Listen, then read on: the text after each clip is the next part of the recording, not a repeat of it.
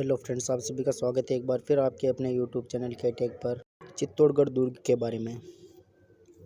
तो अब चित्तौड़गढ़ दुर्ग है कहाँ पर, किसने बनवाया, इसका पूरा इतिहास देखेंगे। चित्तौड़गढ़ भारत देश के एक राज्य राजस्थान का एक शहर है। यह जो चित्तौड़गढ़ दुर्ग है शहर की एक 180 मीटर ऊंची पहाड़ी पर बना हुआ है। 91.9 एकड़ में फैला हुआ है। यह कितना पुराना है इसका अंदाज़ा लगाना मुश्किल है, पर ऐसा कहा जाता है कि महाभारत काल में महाबली भीम अमर होने के रहस्य बारे में जानने के लिए इस जगह का दौरा किया था। इस किले से जुड़ी बहुत सी ऐतिहासिक घटनाएं हैं।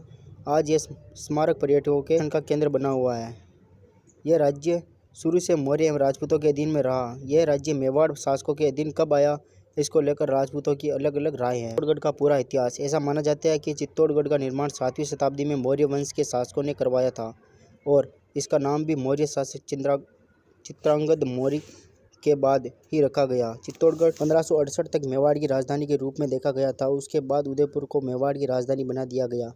ऐसा माना गया है कि इसकी स्थापना सिसोदिया वंश के शासक बप्पा रावल ने की थी। बप्पा रावल को चित्तौड़गढ़ 8वीं शताब्दी में सोलंकी राजकुमारी से विवाह करने पर दहेज के एक हिस्से के रूप में मिला था। उसके बाद बप्पा रावल के वंशजों ने इस पर राज किया। इतिहास के पन्नों के अनुसार इस किले पर 7वीं शताब्दी से 1568 तक राजपूतों के सूर्यवंशी वंश ने राज किया। राजपूतों ने इस राज्य का परित्याग किया था क्योंकि 1567 में मुगल शासक अकबर ने इस किले को घेरा।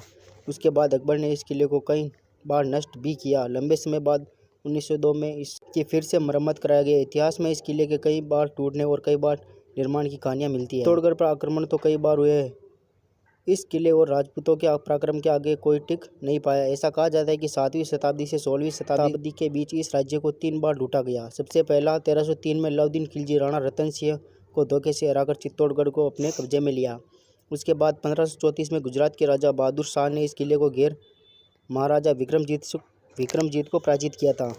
उसके बाद 1567 में मुगलों के बादशाह अकबर ने महाराणा प्रताप पर 3 बार आक्रमण करने के बाद इस किले पर अपना शासन कायम किया। यदि यह घेराबंदी के समय छोड़ दिया जाए तो बाकी के पूरे इस समय इस किले पर राजपूतों का शासन रहा। महाराणा प्रताप ने इस किले को छोड़ उदयपुर की स्थापना की थी, लेकिन इन तीनों लड़ाइयों में राजपूतों ने हर तरीके से अपने राज्य को बचाने की कोशिश की थी। इस किले की रक्षा के लिए उन्होंने 3 बार अपने कई राजपूत सैनिकों को खोया। इन युद्ध में हारने के बाद राजपूती सैनिकों की लगभग 16,000 से अधिक महिलाओं ने और उनके बच्चों ने जौहर कर अपने प्राणों का बलिदान दिया।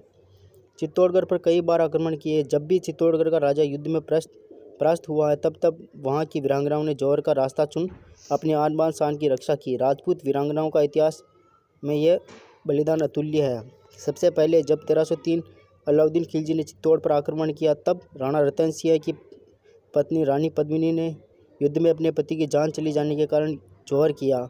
उसके बाद 1537 में रानी कर्णावती ने जौहर किया था। इसलिए यह महल हिम्मत, वीरता, राष्ट्र प्रेम और मेवाड़ के वीरों और उनकी महिलाओं और बच्चों के बलिदान का सर्वोच्च उदाहरण है। इस राज्य के सैनिक, महिलाएं, बच्चे या वहाँ के राजाओं ने कभी मुगल शासकों के सामने घुटने टेकने के बजाय अपनी जान की आहुति देना सही समझते थे। चित्तौड़गढ़ के नाम कई जीत शामिल है और हर जीत पर वहाँ के राजा कुछ न कुछ जरूर किया करते थे। ऐसी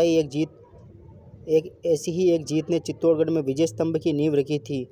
जी हम बात कर रहे हैं चित्तौड़गढ़ में स्थित विजय स्तंभ की। विजय स्तंभ को चित्तौड़गढ़ का विजय का प्रतीक माना जाता है। राणा कुंभा ने 1448 से 1458 के बीच मालवा के सुल्तान महमूद शाह प्रथम खिलजी पर हासिल कर चित्तौड़गढ़ में इस स्तंभ की नींव रखी थी, जिसे विजय स्तंभ नाम दे दिया गया।